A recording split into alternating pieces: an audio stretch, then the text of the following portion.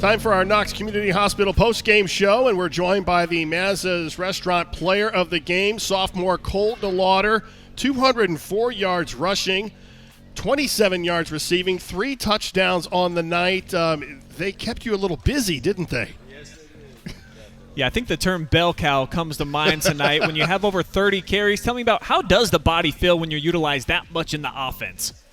Well, I was feeling great. The O-line, they're doing amazing, opening holes for me. So all I had to do was just run.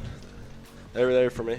We definitely gave a lot of compliments to your offensive line tonight. You were able to pick the correct holes, it felt like, on a consistent basis, though. Very few times did you have negative yardage.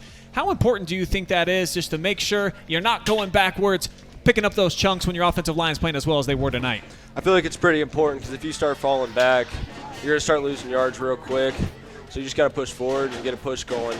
You got a senior signal caller in the quarterback. You got a lot of seniors on the outside too, but they're relying on a sophomore tonight in a big game against the defending K-MAC champs.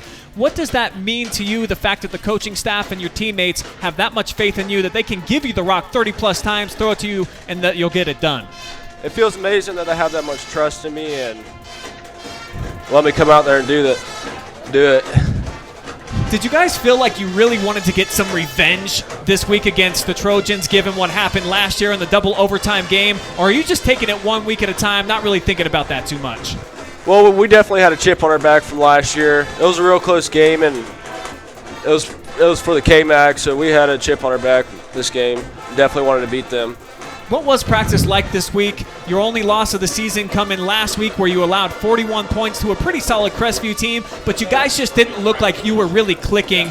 What was some of the conversation and the practices like heading into this big contest?